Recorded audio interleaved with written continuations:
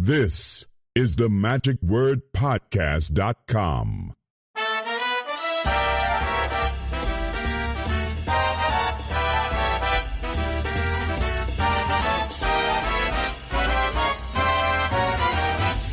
We are now beginning day number 3 for the TRICS Convention in Charlotte, North Carolina. And it's going to be a jam-packed day, again, starting up here soon enough, and that's going to be at 11 o'clock. We're going to begin with John Graham lecture, and he had a short talk yesterday afternoon in the Insights session, which is actually kind of like a TEDx, kind of a short 10-minute thing or so, and I know he's going to have a lot to say, and if possible, I might even have a chance to sit down with him. Maybe we can actually do a podcast together if we have time, because, again, a full day, and as yesterday was a very full day, and I've got someone with me right now who spent a full night, actually, with Bernardo Sedlacek doing his workshop. Please welcome my friend and yours, Mark Pocan. Hey there, Mark. Hey, Scott. So glad to have you here this morning. So this, I understand also, first of all, is your first TRICS convention. Yeah, I'm usually a MagiFest Magic Live guy with my schedule, but I saw the lineup, and honestly, when I saw Bernardo and Ruby were on the schedule, two of my favorite newer folks that I've kind of got to follow, I definitely had to come. Yeah. When you said with your schedule, I guess I should point out the fact that you are a congressman, having elected again. You said the 6th term just right now, recently? This is my 7th term. Term. Just finished going into your 7th term from Wisconsin area, the 2nd congressional district there. Congratulations, by the way. Thank you. And so because of that, you don't get a chance to go to a lot of conventions. But you said also you've gone to Vanishing Ink's meetings before. I mean, they're... what do you call that? They're the retreats. The retreats, yes. Yeah, we just had the D.C. retreat, and that was a great experience. And people like John McLaughlin, who you've had before on your program, and others. And it was Danny Ortiz and Michael Vincent were the main two magicians that were there. But then they had filled with all kinds of. I gave a night tour of the Capitol. We got a White House tour. We got a chance to get on the speaker's balcony at night, and all this kind of fun stuff. We got Library of Congress. I didn't realize they had 25,000 different magic artifacts. That's amazing. There. Yeah, so that's awesome. It was just a great experience, and but my two loves are magic and politics, and I'm doing them.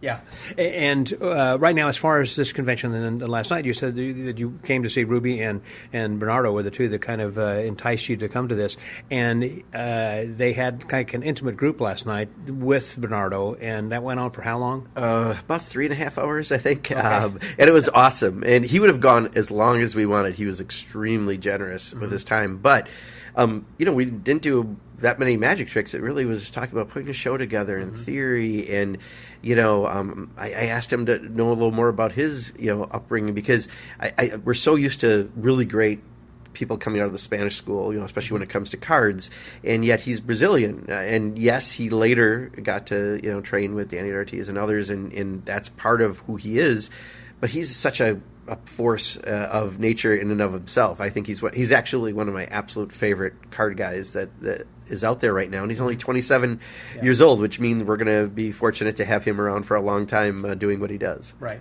and he is so passionate for it, and also for teaching, and he is such a deep thinker as well, and not just with the tricks he does, that every little nuance he's thought through them. Yeah, he's a very old soul when it comes to having the knowledge of what he's doing for magic, but he's also one of the most, I think, generous and sincere and authentic people, and it just really, he couldn't have been kinder to everyone who was there, and we had all people different levels and where we were coming from at it.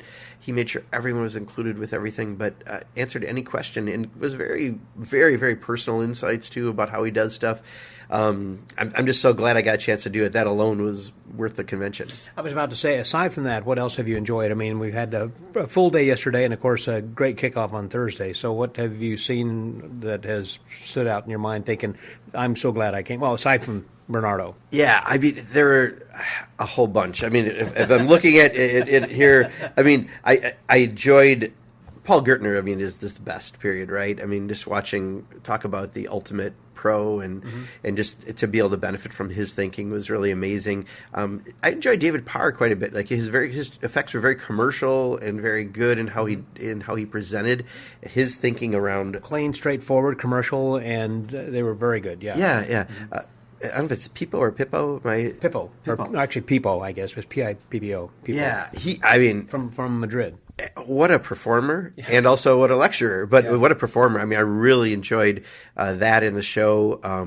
It's a great mix of high level talent with a small convention feel. Mm-hmm. So you really are getting something that, Magic Live is very good and unique for what it is to have such a big event and have such a big dealer room. But here, it's a different kind of intimate experience with some people. And when you find a couple people like, Bernardo and Ruby, who I just am really fascinated by, want to learn more, and then you get that in a small environment, it makes it such a very unique experience. Well, you hit on that. I think the point that this is a much smaller convention, not just in size, but also the name itself, the TRICS. The TRICS means the Carolina Close-Up Convention. It is focused on close-up, which is different, let's say, than Magic Live, which is kind of the whole gamut of a lot of illusions, obviously, evening shows, and the dealers will be selling, like Mike Michaels is selling like an appearing helicopter in the dealer's room. We don't have that here, We've got Roy Cooper selling coins, Well, what I loved was, and I don't know the gentleman's name selling some of the Svengali decks, but all around reverse Svengali decks with a half mnemonica stack. Like, you don't pick that up, at most magic shops, right? So the fact that you can get some really unique items by some of the folks who do some of the best close-up, and then Don was here with all of his books, which, as someone who's got a book issue, is great to see that. Did you buy some books already? Not yet. I was kind of trying to be Get good. Your eye on it, I'm one of the people who likes to do it the last day, but also because I've got a decent-sized collection, I can fill in some, but I'm trying to be more specific, because I've kind of run out of space. Originally I have a dark room at home, and that's not a very big, that was now my magic room. Then my library went into the laundry room, and now I'm extending into the hallway, and pretty soon I'm going to get in trouble. Eventually it's kind of like, enough is enough. Yes. Just going to stay to that. Well, no, I don't know if I could say that. But I do have to justify. Well, it has been really a good convention. We still got a full day to go of a lot of stuff that's going to be happening here. And Ruby has not yet spoken. He's going to be coming in this afternoon at 3 o'clock. Lecture and performing tonight. And Shutagawa is coming in also. Yeah. No, it's a great lineup.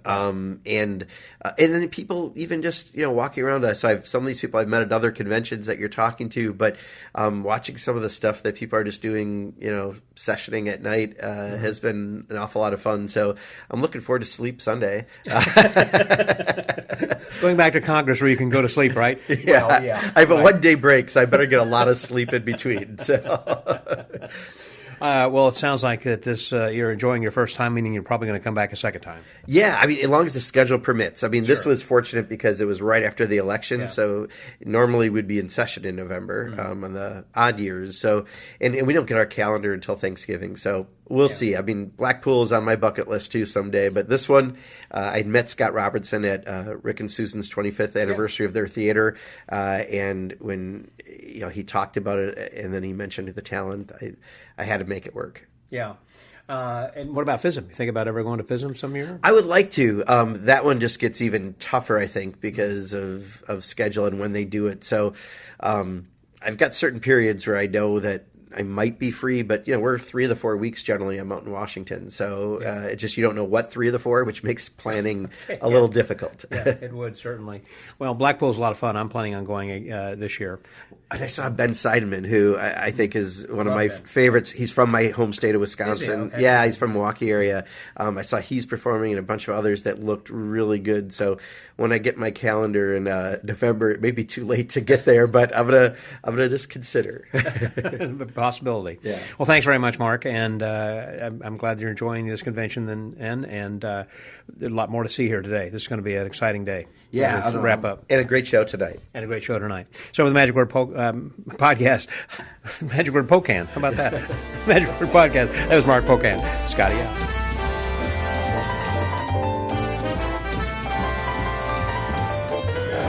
So we are down in the lobby and they're getting ready to open the door here soon at 11 o'clock. We'll be having our first lecture that'll be coming up with, who is it we're going to be seeing, I said?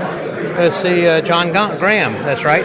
And I've got someone who is a friend of mine who was at Furman University? Furman University. Yeah. I'm in my 51st year of teaching theater there. My good buddy that I don't ever see anymore is Rhett Bryson. Hey there, Rhett. Hi there, Scott. And so I remember also you had like a little, like a mechanical automaton that you wind that you had. I'm proud of this. Yeah. I collect magic automata that are hand-built, wooden, hand-cranked, that do a magic trick. Yeah. And I'm bragging now when I say I may have the world's largest collection of those with about 80 of them. 80? About 80. That's probably and I don't think anybody has that many. And I find people and I commission them to build them. Because you have one for yourself. I mean, it looks like you doing. Oh, I have one of me. Yeah, that was the first one I got. Yeah. I had a fellow in England make one that is me, producing 4 different things under a hat, with my dog watching with his tail wagging. Right. They're just marvelous mechanical inventions. Yeah. And since then, I've just grown. That was 30 years ago when I got that, and so I've been collecting that long. And so you've been teaching for 51 years now. Yep. I thought you were going to retire by now. No, I love doing it. It's a lot of fun. I'm challenged by the students. And the theater, like magic, challenges us with the new thing each time. Yeah. You've got to figure out how to incorporate it into who you are, your performing persona, and that the theater challenges me like magic does. So they're hand in hand. And it's not just the staging, but also everything as far as the building the flats, the props, and everything. Scenery, lights, costumes, promotion, that's all part of what sound. You do. Yeah. So is that, are you the chief cook and bottle washer of the whole department? No, I don't want to ever be in charge of it all. Or anything. Huh? But actually, when you direct a show, and I do one show a year as a director, you kind of are in charge of the whole process. But it's a collaborative art. Yeah. That is also similar in some ways to how magic works for us. Sure. That we collaborate with other inventors and idea people. That's always fascinated me about how smart the people are in magic. Right. Well, what have you enjoyed about this convention? I haven't seen you at this one. Do you come here very often? No, I don't get out as much as I did. I'm 81 years old now, Scott, so I don't travel as much as I used to. Yeah. But I decided to come because a bunch of us were coming from Greenville, South Carolina up here. Yeah. I wanted to just come with my buddies. Sure. And Pipo is just amazing for me as a theater person to see his character, his persona, his theatrical energy. Yes. I loved his work. Yeah. Scott Robinson has done something a little bit different this year where he has reached out and got a lot more international acts. Yeah, I think that's great. I mean, it's a world-infused activity for sure. It's interesting about the kinds of magic that other countries do, or magicians in other countries do, which is different than the incestuous inbreeding kind of magic that Americans do. That's why we need to see and get this infusion. No, it stimulates. It stimulates invention. Yeah, it does. And you're still learning new magic, still doing some stuff? Or I collect things. I've got books. I've got tricks. I like the old magic. Yeah. Some of the things I perform still for fellow magicians and students and people and colleagues, friends, are the real old tricks that I bought in Al Cohen's magic shop 40 years ago. And I was showing some last night, and current magicians never saw those things. Sure. Al Cohen had a hypnotized pencil that I'd use, and people have never seen that. Wow. So I like having the old things. An old guy can have the old things and have fun with them. Right. Well, I recall also that you had a website, the Whispering Imps. Are you still keeping that up? I do. I've got over 230-something promotional posters of imps on magicians' shoulders. And so if people want to go and take a look at that? Them, just look up Rhett Bryson Whispering Imps. I can't tell you off the top of my head the URL. It's worth going to take a look at. It's got some really cool things over there. And if you know of any posters that are not there, you can send them to... Sure. Yeah, there's a link on that page. Yeah. And people do send me finds. Some JPEGs and stuff. Sure. Well, it looks like they're opening the doors and letting us in over here, so we get ready for the nice to lecture. Talk to you, Scott. Rhett, always a pleasure. So for the Magic Word Podcast, that was Rhett Bryson. Scotty out.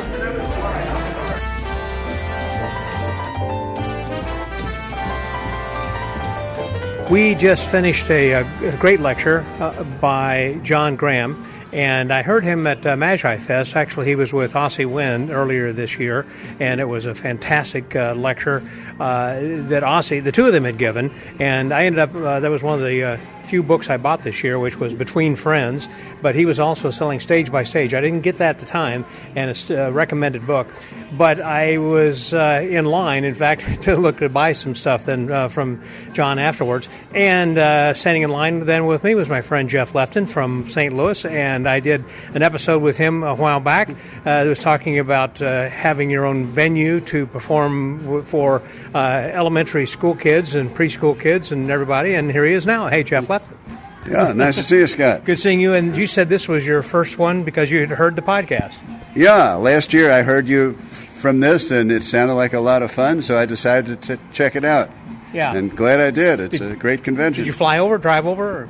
I flew. I came a night before to Hilton Head because I wanted to see Kerry Pollack's show at his theater, which was really funny. And? How was it? Oh, my. He is one of the funniest magicians, the best shows I've ever seen. I highly recommend him if people haven't seen him. I didn't know whether it was him because sometimes he's out and he has other people kind of come and fill in. But it was, you saw Kerry, great. That's great. Yeah. He did 2.5 hours, and he said that he has like 3 or 4 different shows of that length. I'm amazed how much material he's got. Wait, 2.5 hours. So he took a break or two in between? Or no, there was no break. He just went straight through. Wait, were you sitting in the showroom, or was it a close-up and he's walking around? Or what do you mean, 2.5 hours? That would sound like, I don't set in movies that long. It's like... Yeah, but wow. It didn't drag. I'm sure it didn't. Kerry's a funny guy. And a lot of audience participation and everything over there. So, yeah, Hilton Head's not that far. So you flew into Hilton Head, drove over then, or... I flew to Hilton Head, and then I flew from there to Charlotte. Oh, to Charlotte then, okay. Yeah. So wasn't bad at all. No, not bad. And weather's nice and as well. So what have you enjoyed about this convention so far? Here we are kind of in the middle of the third and final day. Well, I read Stage by Stage a year or two ago, and I'd never seen John Graham at a convention, and so he was a big draw for me. Yeah. And he's magnificent. What a great performer and thinker. Yes. Yeah. And I liked the insight session they did with like 5 or 6 different presenters doing like 15-minute TED Talks each on different topics. That was very good. Yeah. It's kind of like Magic Live that they have some individual talks, like that. But I do like this too. It's like just in and out. Just quickly give 10 or 12 minutes and try to get as many and as varied conversations in there, or topics, I guess, that they discussed. It was good. Yeah, and I enjoyed David Parr a lot. I've saw his lecture before, but it was good to see it again. And Paul Gertner was amazing. How about Bernardo? Yeah. Sedlacek. He was quite impressive. And more today we've got with Ruby coming, and then Shutagawa. It's just more to come. Yeah, and I like that it's a good combination of they've got the finger flicking stuff, but there's also a lot that's not like that if you don't do all that fancy stuff. Who was the guy yesterday? No, I knew who it was. Robinson, who was a newcomer, and he was doing some coin work, I believe, which was like, that's really just demonstration. I'm not going to do that. That's too much for me. Yeah, he was a young guy that was really, really good, yes. Which is one of the things I really like about this convention as well, is because of the average age is younger than most conventions here, it seems. Yeah. Young people. And I think they've got a nice dealer's room, too. Yeah. I like that they have a number of individual creators here. Kyle Purnell, Jeff Price, Brent Braun. So it's fun to talk to them and see their tricks. Yeah. So you're going to come back again next year? I hope so, yeah. I've convinced you. I've hooked you. Good, I'm glad. Unless you tell me about new ones on your podcast that I want to get to, too. But, yes, I hope to. Well, this was my last one for the year, and I think we're kind of running out of conventions here as we kind of wind things down. There aren't any I know of in December, but there are a few more here in November that are coming. But yeah.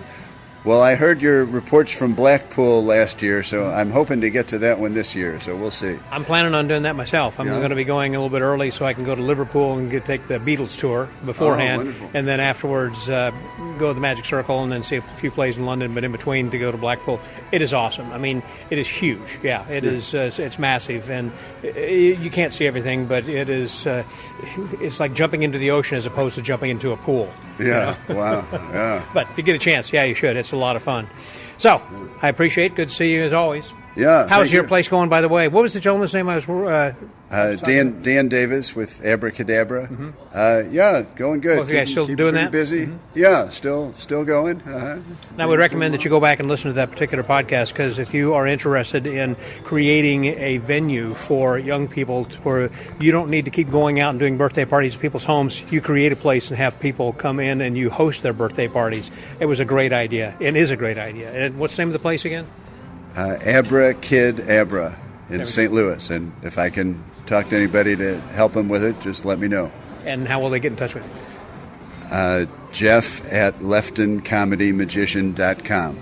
There you go. And he's just reach out, and he can help you if you're thinking about opening a venue or something like that, too. Great. Jeff, good seeing you again. So for the Magic Word Podcast, that was Jeff Lefton. Scotty out.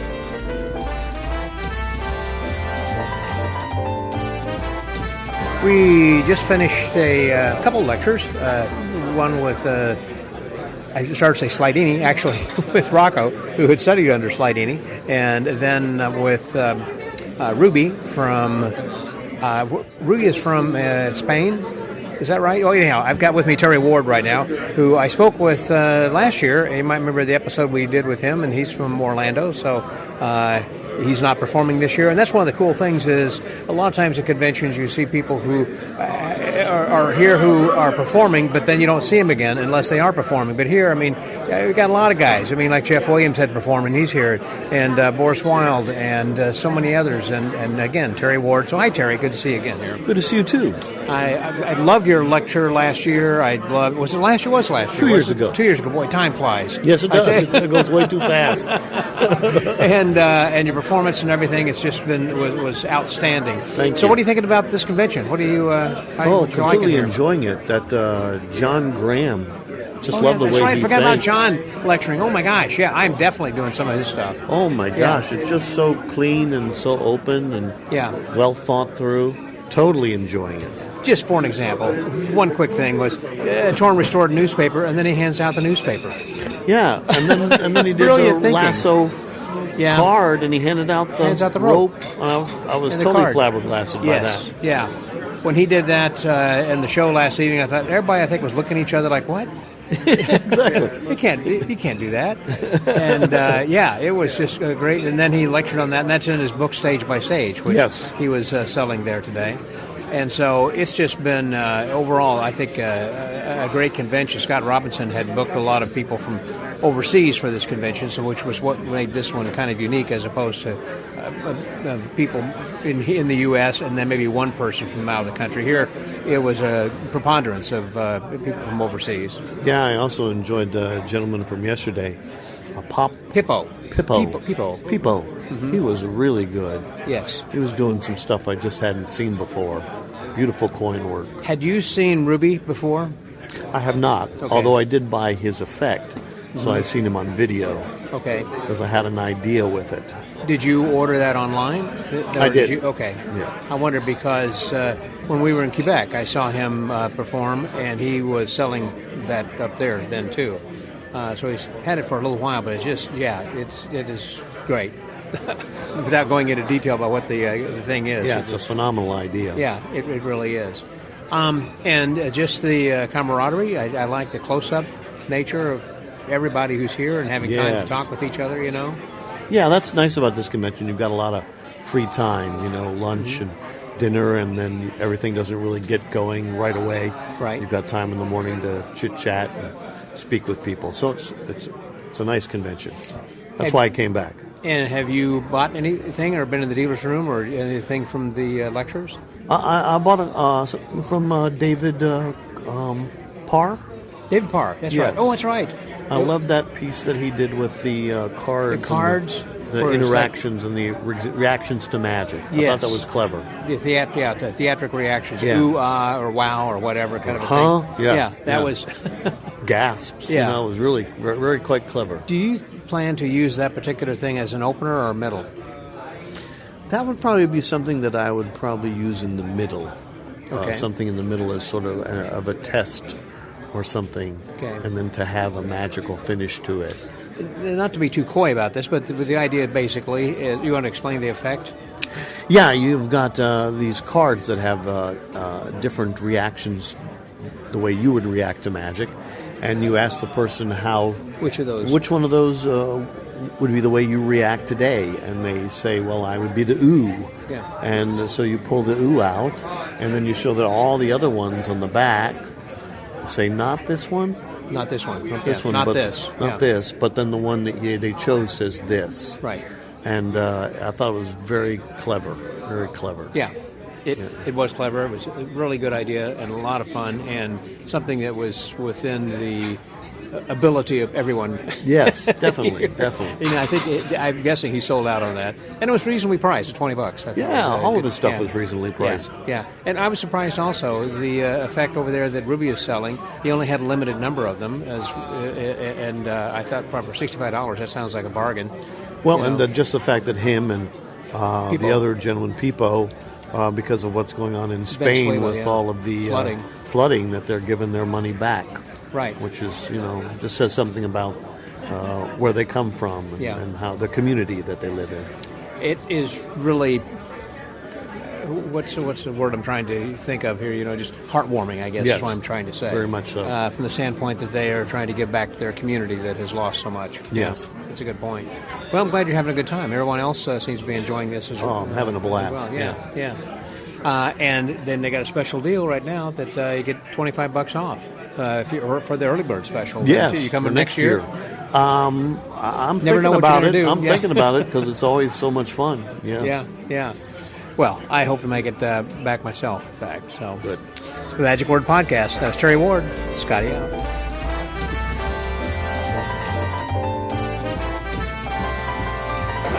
As we talked about earlier, there are so many different performers from overseas, and one of the people who is not only a performer, was a lecturer, and also did the workshop last night we've talked about quite a bit, and I finally got a chance to pull him over to the side because he's been an in-demand person, and that's the man, Bernardo Sedlacek. Hey there, Bernardo. How are you? Hey, Scott. How are you? Fantastic. So I see you more over here. Well, I start to say more than you're more in the U.S. than you are in Brazil, it seems like, I do travel a lot, but...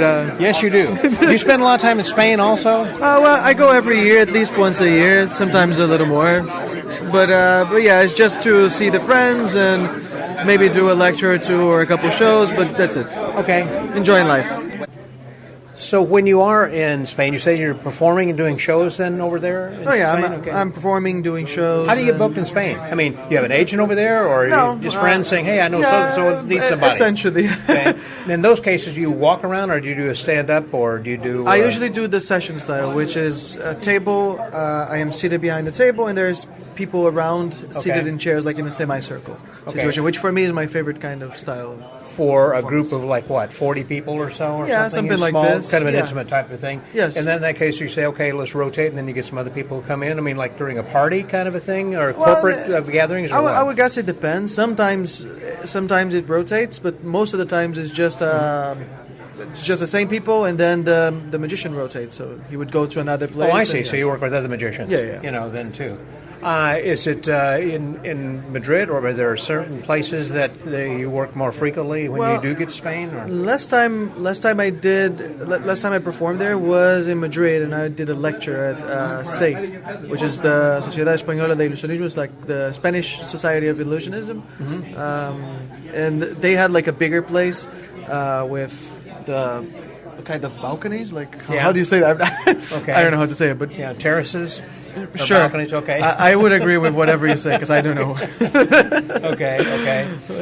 And working here, have you? I know you've worked at Magic Castle, I guess, from time to time. Yeah. When you have done that, I know they sometimes will have like an all Spanish, week or something. Have you worked with other guys, or is it just kind of a group? Or usually it's just technically myself, but of course everyone booked. So we are booked separately. Always close-up room? Yes, always close-up room. I'm trying to go to the parlor because I think it fits more than my style. That's why I was going to say, I think you could do some good parlor. I think the close-up is like too small for me, but I enjoy it the same way, so that's a good thing. Yeah. So when you do workshops, and you have your workshop on DVD, is it, or is it just like a? I have a master class, which is like 10 hours long. And I talk about psychology, the theories behind the magic, philosophy, structure, the emotions. I show some effects as well. So essentially this. It's like 10 hours long, and that's it. Well, you and I sat down and did an episode a long time ago when you came to stay at the house, and all that. But how is it, I haven't asked you this question about how did you develop such an old soul and being so young? I mean, you have such years of wisdom, but I mean, you're 27 now. When I talked to you before, I think for the episode, it was like you were probably 23 or 4, Yeah, I think I was 23 at the time, yes. Yeah. I don't know. Where does your experience come from? The heart, I guess. Obviously. Well, I try to perform as much as I can, but also I am very lucky the fact that I have amazing friends and I get to learn and spend time with all of them. Yeah. So, for example, here at TRICS, there's like a lot of amazing people, and I'm hanging out with all of them eventually, and I always learn a thing or two there and there. Yeah. And over the years, I think that count a lot, right? When we go to 4F, for example, or I was just in China with Christian Engblue and Lauren Pijon and Shoot as well, Shudogawa. Yes. So like a lot of great magicians, and I'm very, very lucky that I'm usually around them. Well, when I was talking to Scott Robinson, he said the Shoot was over there working with you and some other guys. Was this part of a tour, or? No, that was actually a festival. Call it the Shanghai International Magic Festival. So they had a lot of shows, and also they have lectures in there. So I performed 9 shows and a lecture in a week. I was just talking with someone recently who had told me that one of the reasons that they were here is because they wanted to see you and Ruby. You were the two guys who were like, I heard they were going to be here, and for them both to be here at the same place, the same time. And you guys, I know, have been friends for a while then, too. Yeah, and Ruby's another young guy that's got all these creative and amazing ideas and things. Ruby's amazing, and the guy who told you this is probably too kind. But yeah, Ruby's so good. Yeah. And he just did a lecture, and it was fantastic. He showed many very interesting ideas and very simple at the same time. Yeah. But like so different, and he talked about the style and the things that he studied in order to make that work. So yeah, I think it was a great lecture. Yes. It was a very good lecture, very enjoyable. Were you enjoying your time here? Oh yes, very much. I think this is probably one of my favorite conventions. You're going to try and come back again, even though you're not performing? I have to. Eventually, I would try. It's a little hard for me because I still live in Brazil, but of course. I would try to get book on something right before TRICS, and then I would just pop by. Well, I hope you do. Hope to see you back here. And then again, I'm sure I'll see you around at other places too. Yes, definitely. Always a pleasure. Thank you, Scott. So for the Magic Word Podcast, that was Bernardo Sedlacek. Scotty out.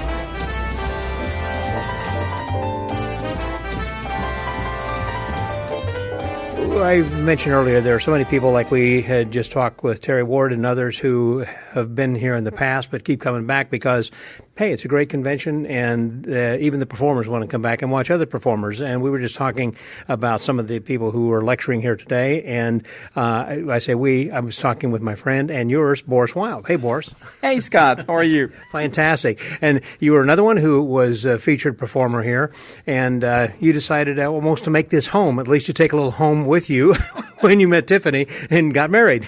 Exactly. Yeah, well, that's where I met Tiffany in 2017.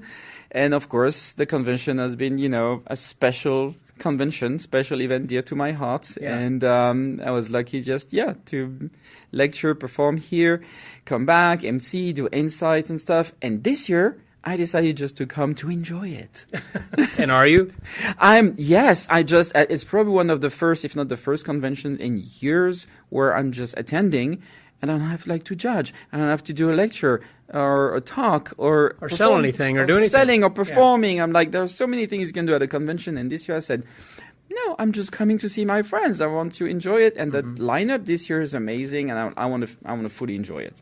Well, that was what we were just talking about, is how many people were lecturing today. I mean, there's back-to-back lectures. We'll go ahead and talk about some of the people. Yeah, just for today, we got John Graham in the morning. Absolutely amazing. I mean, I've never seen him live, but I've watched so many times his videos, and I read his work and everything, and then seeing him at the convention, I was like, oh my God, he's a real pro. He's working for lay people, and he knows exactly what it takes to perform for lay people. I just loved it.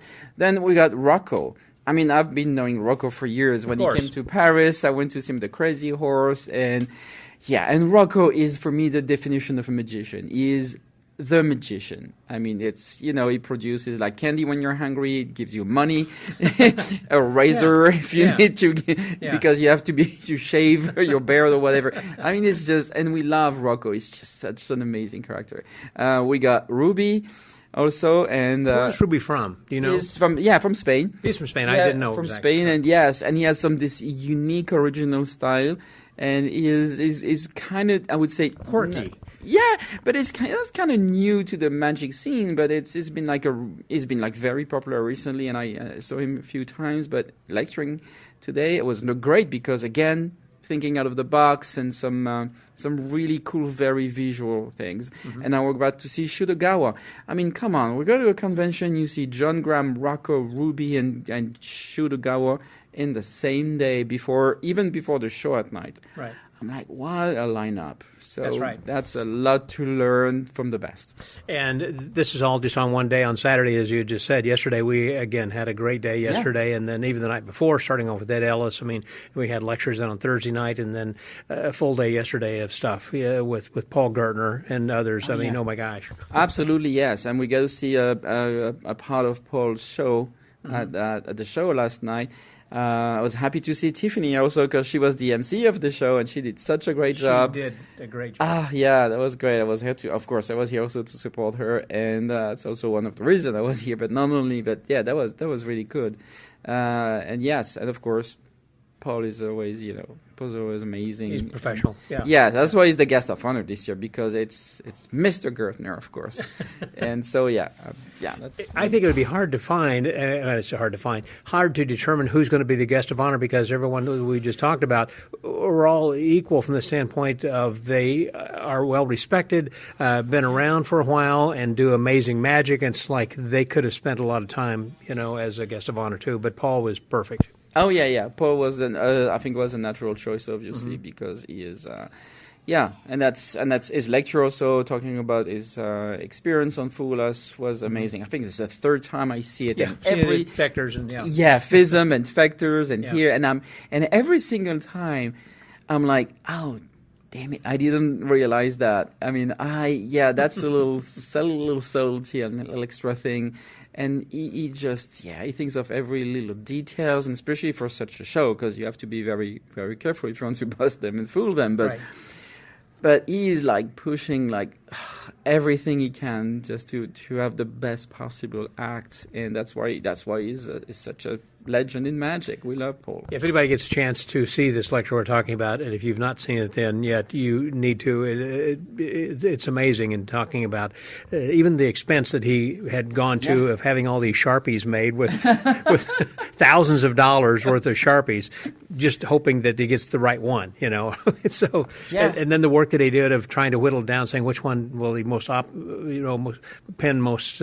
likely to select out of a number, 1 to 52. Anyhow, interesting. It was amazing, yes, and it's great to see someone like him, and then you realize, oh gosh, I've been working for a month on a new routine that I have included in my show in Paris, and I realized when I came up with that and I showed to my wife and just a couple of close friends, and they're like, "You're crazy.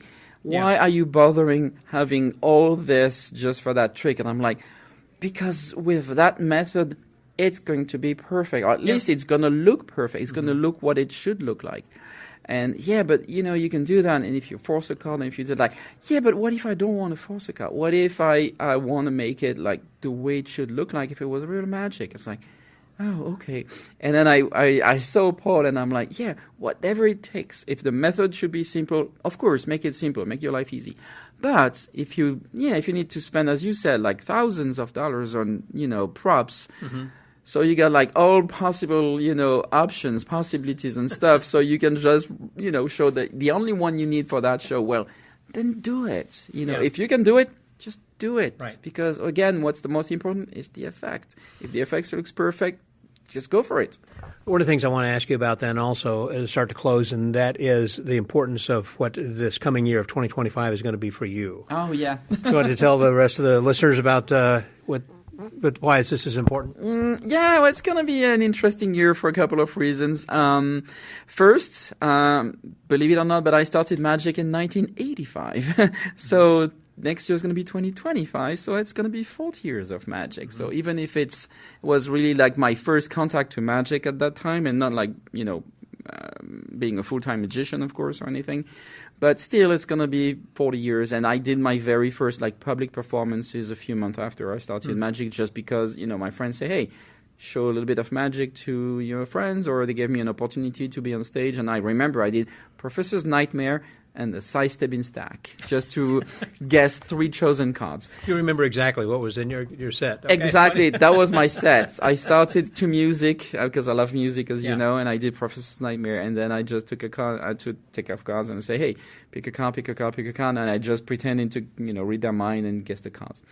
So, but that was 40 years ago. So yes, that's going to be an important landmark for me, a milestone, I would say. And then also 2005 was, and I'm very proud of that, was the very first bicycle mark deck ever printed, and it's mine, and that's going to be 20 years. So yeah, we're planning a few things. I'm working on a few projects just to mark that anniversary personally for magic, but also with the deck.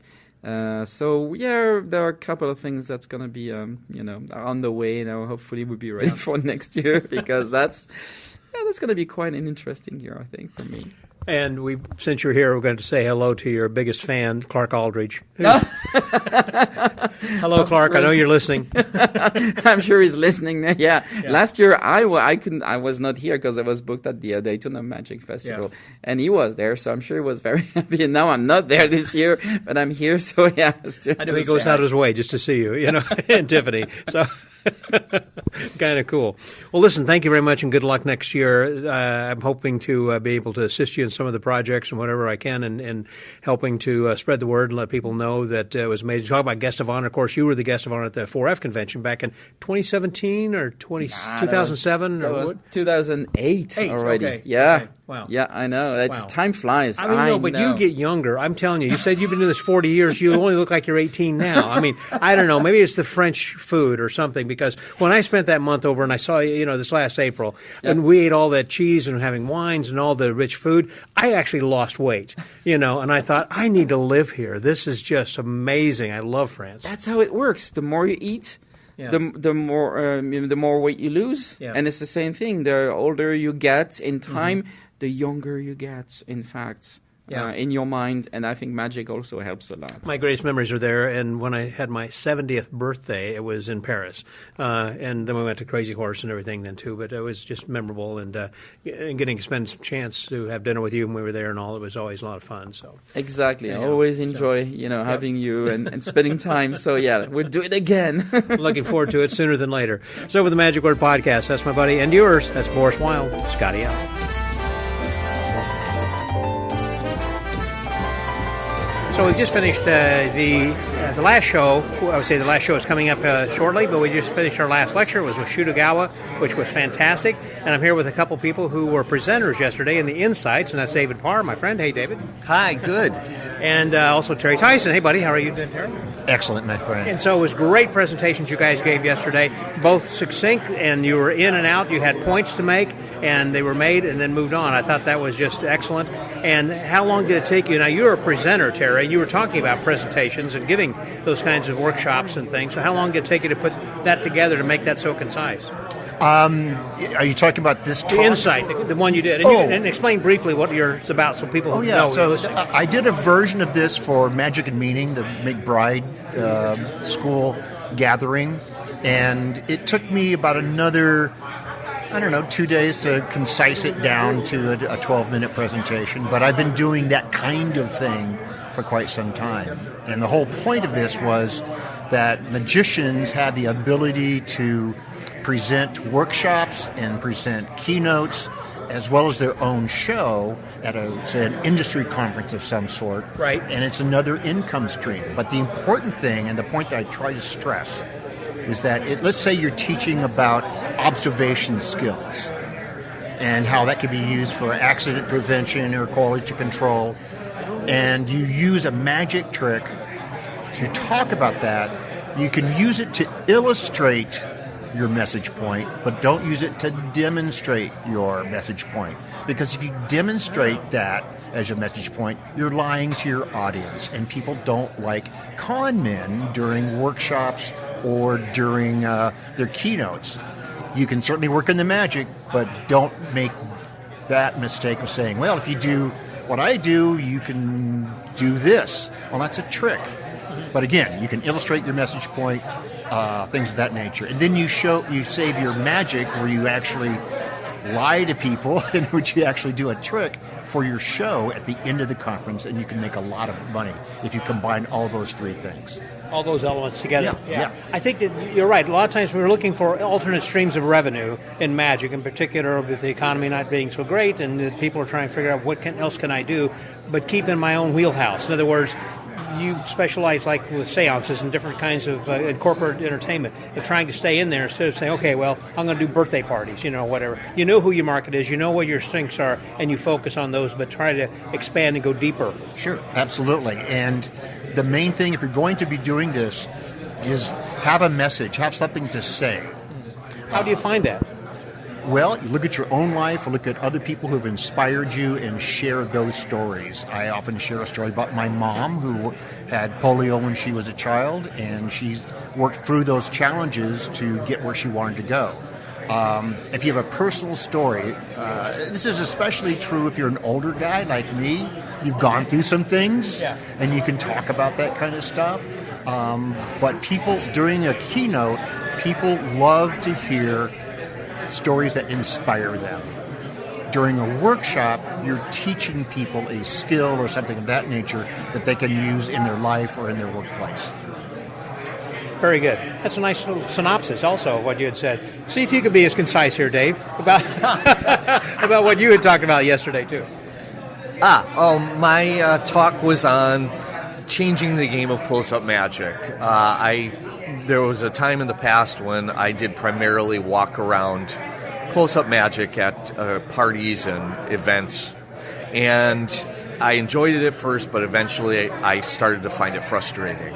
I couldn't do the material I wanted to do. I couldn't explore more complex themes.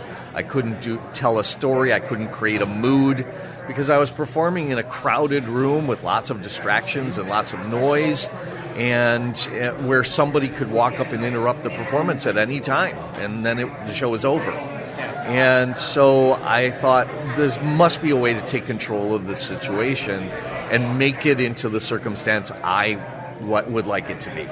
So that's what it was about. I love that idea of saying, okay, do you have a room? We can do the European style, and we will do something in a room, and that way you force people to do that. I have performed not like that, but actually where I've had a table maybe over to the side in a conference room as opposed to like in people's homes. I've done that as well, yeah. A corner of the ballroom that they've where people come to see you. Right.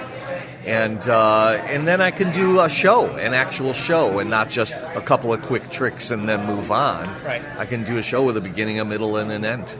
I was talking with my roommate Charlie Charlie Randall, who was saying how you have a tempo and a style of Eugene Berger, and I know you have been greatly influenced by our friend here. Yes, definitely. In Chicago, and I wanted to pay you that tribute. I just think you have a lot of that. Thank you. So. Yeah, someone complimented my voice the other night, and in my head it sounds Midwestern nasally, but other people have said, "Oh, you have a great voice." I think so. Okay. Well, Bernardo thinks so. I'll take your word for it. Yeah.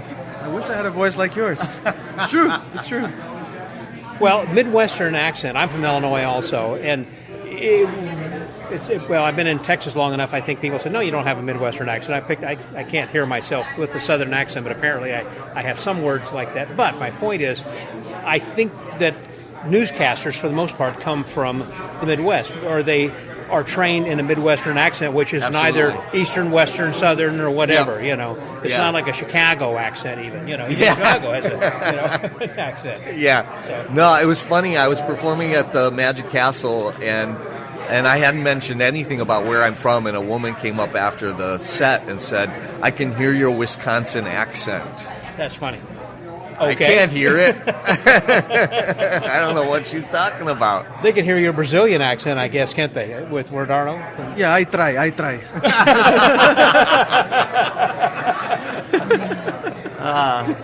Well, anyhow, I thought you guys did a great job yesterday. Thank you. Really enjoyed it. It was fun. I enjoyed that format of, limitations are often a call to creativity. Love that. You're exactly right. And to keep everything within a 10-minute time limit forces you to be creative about how do I convey this information with only the necessary words. Yeah. Right? Yeah. It's like with the deadline, that it forces you to be creative, Right, and it's a great creative exercise. Like, I do this myself in my work a lot, where I say, well, how few words can I convey this with? Like, what are the necessary words here? Right. What does the audience need to know? I don't know who it was who was saying this, but it's like that more is less and less is more, that you should be taking some out, that if you're adding something to it, you're actually making something worse. It's like how few words can like I know Jerry Seinfeld had worked with jokes. Like, what if I eliminate this word or that word down to its very elemental nature? Essence. Yeah, well, it's like making pasta sauce. You simmer it until the liquid is boiled away. You're not going to add water to the sauce then, Yeah, you've already got where you want. Don't add water to the sauce. That's my advice. Yeah, that's good. Those are good magic words. Don't add water to the sauce. Love that. You got the secret sauce already. Guys, thanks very much. Thank you. David Barr, Terry Good to see you, Scott. Good as well. And Bernardo Sedlacek on there for good measure. Thank you. Scotty out.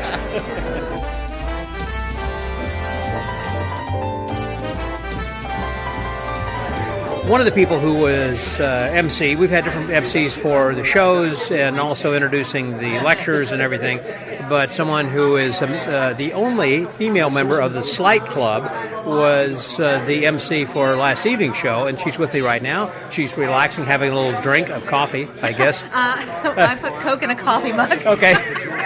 And maybe something else. Tiffany Al. Hey, Tiffany. Hey, Scotty. How are you? Fantastic. So congratulations on what you've been doing and helping to make this club thrive and bringing them into the 20th century or 19th century, I guess, with women. I know, right?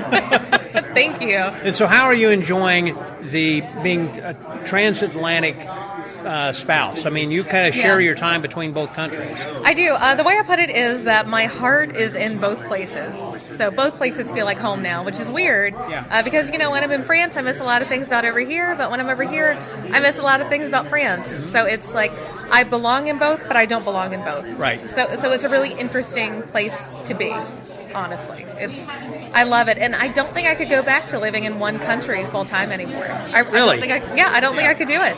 Now, when you fly, now for those who are listening, they're thinking, I don't know what you're talking about. Tiffany is married to Boris Wilde, yes, and so who you met at this convention back in 2017. Yep, 7 years ago. Yeah, actually, right at the spot we're at right now. Oh, right in front of the fireplace. Right in front of the fireplace. Okay. And so going back, and you didn't know any French or anything at the time. No, well, I took French in high school, but it was a small town high school in the middle of nowhere, Virginia, so it doesn't really count. But no, but the French government actually paid for me to take language classes and civic classes. So I'm now, for anybody that was learning languages, I'm at an A2 level. Yeah. But I'm trying to get up to a B1 level by the end of next year. Apparently, going from like an A to a B or a B to a C, that's the hard leap. So we'll see how that goes. And by immersing yourself in the culture, certainly I think that's one great way to learn. Absolutely. And I just got a job 5 months ago in Paris, which is nice. I'm in email marketing. And while the office language is English, we obviously work with a lot of French speakers, even though I think it's like 80% of the company is expats. Yeah. So it has helped a lot with the immersion. And it's really nice, too, because my coworkers and I, we get together about once a week, and we'll do like drinks after work. We'll do an hour where everybody who speaks French, they just help all the English speakers learn French better, and then we switch over to English. And so we help them with their English. Oh, nice. And it's a really nice payoff. It's great. A really nice supportive community. And so that's something you can also do from over here in the U.S. as far as doing remote office work?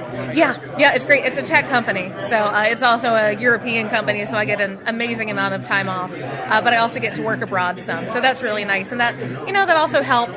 They're very supportive of me doing magic. So I had a show not too long ago in Paris, and I actually had a lot of coworkers come, which was really cool because I think you told me about this, and you actually spoke French in the show. That one was in March, so I've done a couple. This one was just all in English on Halloween, but Boris and I did a duo act back in, it was March or April. Was that Double Fond?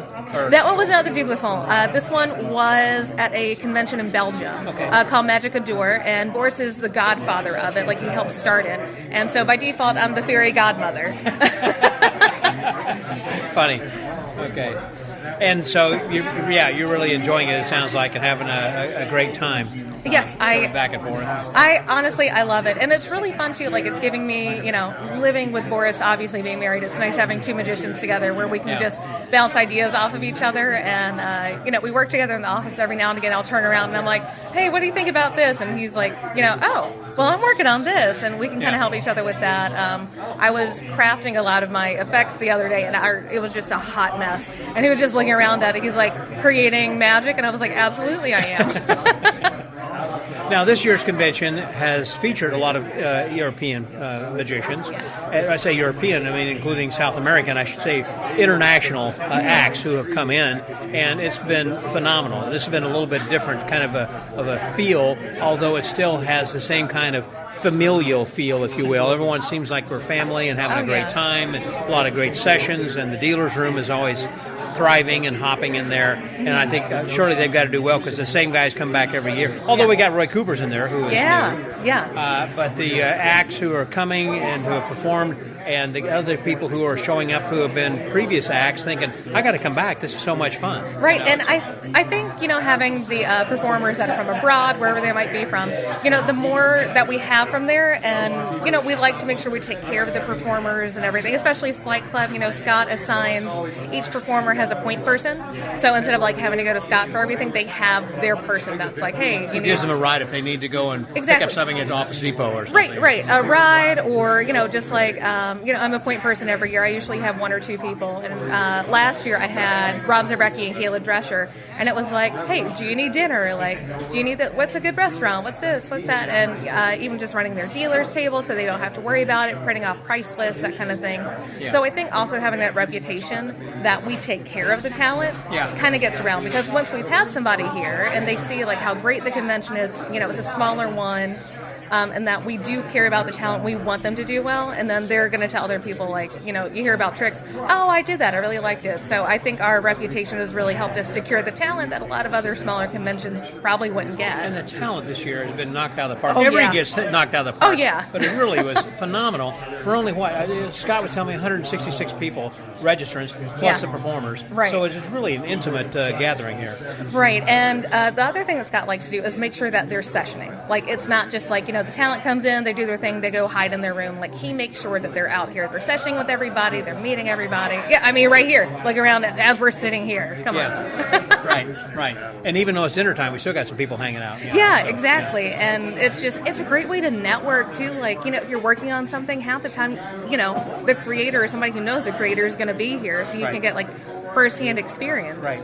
And that's one of the things, in every one of the lectures, the performers have said, I'm going to be here all weekend, I'm going to be hanging out in the lobby, if you have any question whatsoever, please ask me. Now, I hear that a lot of times at other conventions, and it's kind of a nice thing to say, and kind of a false flag, and they don't always, you can't find it. Here, you can, because it's small. Right. Here, Holiday Inn Express, basically, so it's not a huge hotel, so you don't have far to walk. Right. And number one. Number two, that they do have like an overflow room outside of there, so they got televisions and monitor and speakers, so you can hear outside there too. Right. But the point is, they don't go very far. They to see the people who are lecturing, and definitely they're there saying, "Yeah, what do you need to know? Let me help you with this." Right. Yeah, and that's something that TRICS has always prided itself onto, is having that, just being that resource, honestly, for just sessioning, and that's always been a huge part. I mean, we don't start the lectures or anything until 11 in the morning.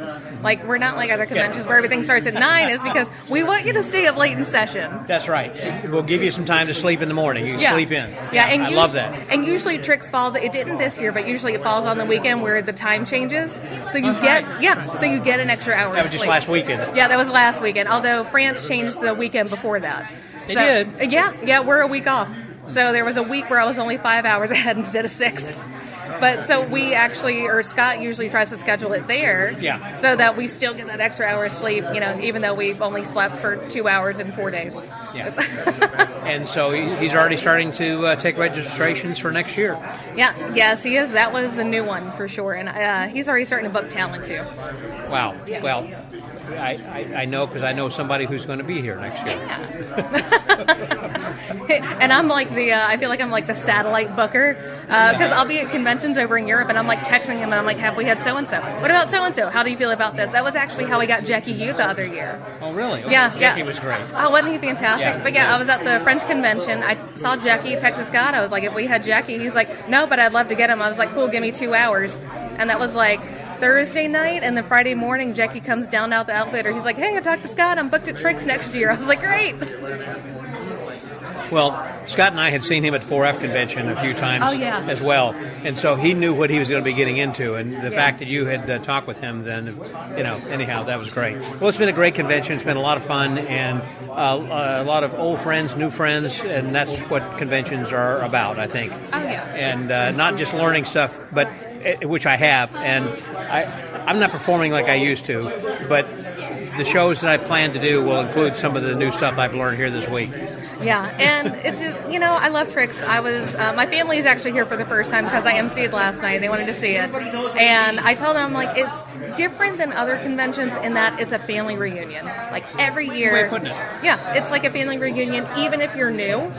Like, it's still just, we immediately welcome you. We have a lot more new people this year, too, which was wonderful. 40 people, they said. 40 new people. Yeah. It's fantastic. So even though it sells out, you can still get on. I mean, it's not like a list. You just get on, Yeah, first come, first serve. Yeah. Absolutely. Yeah.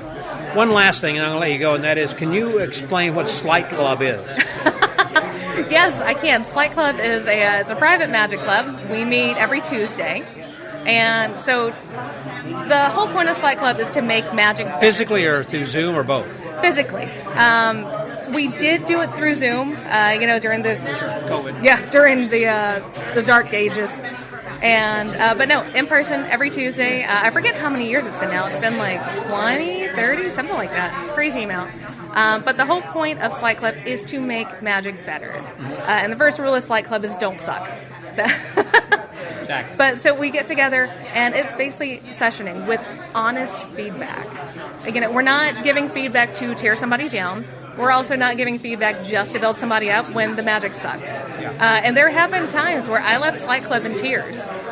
It was because my act or whatever I was doing was bad. And they told me it was bad. So they would tell me that. I go out to my car, I cry, I work on it, I come back next week and do it again. And that was how I got better. That's the only way you can get better. Right. Most of my signature pieces, the Georgia Wonder Act, I know they were so sick of seeing it, and they still give me so much crap about it. Yeah. But it is the way it is because of Sleight Club. Same thing with all my coin magic and my smash and stab routines. I brought it so many times, and every time I got legitimate, good feedback. Yeah. And it was, okay, do this to make it better, or they were pointing me to a resource. Yeah. Like, oh, you need to read this by so-and-so, or this, or have you looked at this? And, you have to audition to be in it. They take a vote on you. It's pretty intense. But I was the first woman actually in Sleight Club, and that's, I think that was a little bit of a change for them. But isn't Lauren Cohen part of this club also? Or? She's not officially part of the club, but she's one of us. Yeah, I kind of thought she was. And she's got a new child, so that's why she's not here. Oh my Congratulations God. if you're listening, Lauren. I know, how cute is she? But yeah, it was so funny because last year she and Hannah Wax were here, and they were both pregnant. That's right. Yep, and now they're both not here because they have cute little babies. Yeah. And I'm just like, all right, I'm still here. here. Come on, Boris. No, I'm good. I love being an aunt. I am that cool aunt that shows up and does magic tricks at all of her friends' kids' birthday parties. I love it. Thank you. I appreciate that. So for the Magic Word Podcast, this has been fantastic. Thank you. That was Tiffany Allen, Scotty out.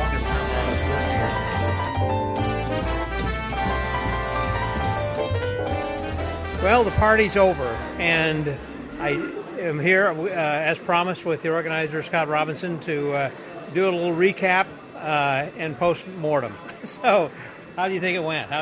Well, I'm tired, so I think I think it was it's as good as a small convention can be. That's a very good way of putting it. It really is. Yeah. I think actually it's better than a small convention can be, because that was the one key word that everyone's saying about small convention, but there was so much packed into it, and I love it because I can spend so much quality time with everybody, having good quality conversations with not just the performers, but with other people who were just here that made it for me, and it was just great. Yeah, and there was... I'm kind of at a loss for words, which is unusual, but it went so well, Scott. You kind of reached out a little bit, as you said to begin with, doing something different by having international acts. Yep. Yeah, more international acts than normal. I was trying to compete with last year's lineup, and I think we did a fantastic job this year. You did. The two shows were both amazing. Yeah, like ovations. World-class shows. Quite truly, with people who are FISM winners, the winner of Spanish awards. Yeah, the Grand Prix of Spain. Yeah, that's right. Plus FISM, Penn and Teller winners. Yeah, it was stacked, wasn't it? It really was. And I felt really good. You know, a show can kind of turn on the order you put people. Oh, I know that. Right? Yeah. No matter who you have, you can have the best in the world if you put them in the wrong order. Yeah. And sometimes I miss. This year, I think I did a pretty good job of hitting. I think you had a pretty good home run there. I was pretty happy. The show tonight got 3 standing ovations, right? Yes. And in an intimate environment where the audience is right on top of you, it's very difficult for an audience to stand up. It is. Right? They're exposed. There's vulnerability there. We try to get as many people in here, and obviously the seats are so close together, knees to the back of the next chair in front of you, so it is hard to stand up. So you have to go to an extra effort. You have to go extra effort. And they did, because they were so good. Rocco and Ruby and Shutagawa, Ruby David was Parr, David. The texture was good. Pacing was good. And I like that you bring in public also. There's not a lot of room, first of all, for even the magicians who are here, the registrants. But you always make room for about another 20 or 30 outside people. 25 tickets is what I sell. Yeah. And they are lovers of magic. They are. The volunteers up there, and I had a lady sitting next to me who was looking at me and said, "That's crazy. I can't believe, so different." It was wild. And it changes the show. The structure is completely different. They can feed off of that. Yeah, they can feed off of it. They don't have to worry about, with the magician audience, you kind of have to do some inside baseball lines and stuff, right? With lay people here, they get to do the stuff they do all the time. Yes. And it shows, right? Yeah. It definitely shows. Yeah. So I thought you did a great job. Thank you. All across the board. There were favorites from the past that you had done, like with the insights, which you're planning on keeping. Yep. Obviously, the dealers, it was the right number of dealers. Yep. For the number of people, it was the right number that we had, and it was the right kind with Roy Cooper's here with coins, and Chris with cards, of course, and with Don with his books. That's right, and Pat's mats and Pat's mats. It was a close-up convention, and you had close-up dealers, and it was perfect. Yeah, that worked out really well this time. That's an area that I never know, right? And those guys did a great job. Yeah. They did. And your wife Janet, was a great help. How awesome is she? Yeah, she was great. Yeah. And these guys behind you, got a half dozen or more. You got a dozen guys back over here. Yeah, Slight Club is the key to this. Yeah, right. That's what makes Slight it work. Club comes in. They all have specialties, like Dave and Dwayne, who does sound. Dave has a degree in sound design. Dwayne was on the road with a rock band for years doing the sound and things like that. Then we have Jake. The sight, sound, the AV, and everything here is better than I've seen at major conventions like the IBM and SAM that have big stage shows, and there are always problems. CAOM, I don't care. This was like spot on. These guys know what they're doing. They do know what they're doing. Yeah. Every single one of them. Jake did a great job. All the people doing introductions and taking care. That's one thing that people don't notice, but everyone at Slight Club is assigned to a different performer, and they make sure they have everything they need and make it go super smooth. I just talked with Tiffany and asked a little bit about Slight Club, and she said that very thing about how that people are assigned to a performer and to make sure you get to the airport, and if you need something from Staples or whatever, we take care of it. So it was help you sell stuff. It was great. So what'd you like? Good job. You've been to like 5 now, 4 or 5. That's right. This is probably about my 4th or 5th one. And I can't say that they're getting progressively better. I just have to say they're all great. Well, I mean, I really haven't seen anyone that has disappointed me, which is why that I like to come back to this and why I recommend this. I ran into a gentleman today from St. Louis who said, I'm here this year because I heard your podcast last year, and I thought this is one I don't want to miss. Oh, well, thank you. Thank you. You're welcome. Yeah. So that's one I know for sure, and I hear that from time to time at some other conventions. But this is one I really enjoy and recommend, certainly. The talent was good. Funny enough, that as far as the MVP person, the most valuable one person who had contributed the most, I had voted for John. Graham. John Graham, for everyone listening. Yeah, for John Graham. And he was sitting next to me and he won. It's like, holy cow, I guess I wasn't the only one who voted for you. No, he deserved it. Sure did. His lecture was fantastic. His performance was fantastic. He gave everyone here a show. Yes. Like a really top-notch, it was clever methods and fantastic presentation. Had magicians shaking their heads. Wait a minute, he can't with do the that. torn and restored paper. And then he explained it. And then he gave it to everyone to use. It was fantastic. Yeah. So and there was a lot of charity here. There was a lot of giving. That's a very good point. We shouldn't overlook that. We should not. I know both Peepo and Ruby both donated what they made to different charities. Like for Venezuela right now is going through the flooding in Spain. Yeah. And so money is going there and elsewhere where there's needed. Exactly. Yeah. So we don't want to forget those folks because they went an extra step. Yeah. Because honestly, you can't do a convention without friends working for a lot less than they deserve. I understand that, too. And that's the way they kind of make up for it, is selling things. But those two came a long way and really had a servant's heart, right? And was giving. So. One of the things I thought was great seeing Michael Kaminskas here, too. Yeah, since he has recently had a GoFundMe because of his heart condition and everything. And he's still having problems. He said, I really don't want to miss this. This is so great, and people mean so much to me. I was glad who to were see here, him who helped me, too. Yeah. I'm so glad he made it. Yeah. Even for a short time. It was good to see him. Well, it's good seeing you. Congratulations. Great seeing you. And, I'm so glad you're part of our family. Thank you for letting me be part of the family. And I'll see you down the road at Effectors, Magi Fest. For sure. I'll be at Magi Fest probably. Yeah. Boy. All right. That's around the corner. It is around the corner. Merry Christmas, as I would say. Ho, ho, ho. That's my new job for the next month. Have fun. Thanks a lot. So for the Magic Word Podcast, here we are leaving Charlotte and going to be leaving TRICS 2024, which has been fantastic. And if you guys who haven't made this, I hope that you're a little bit jealous and want to find out who he's going to be booking next year. You don't want to miss it. So come back next year to Charlotte. The weather's always nice, and the restaurants around here are convenient to walk to and everything as well. Great location, a lot of fun, and you'll enjoy it. So come next year. You can register at, where do we go, TRICS? TRICS, TRICS, so no K, TRICSconvention.com. There you go. Go check it out. So with the Magic Word Podcast, that was Scott Robinson. Scotty out.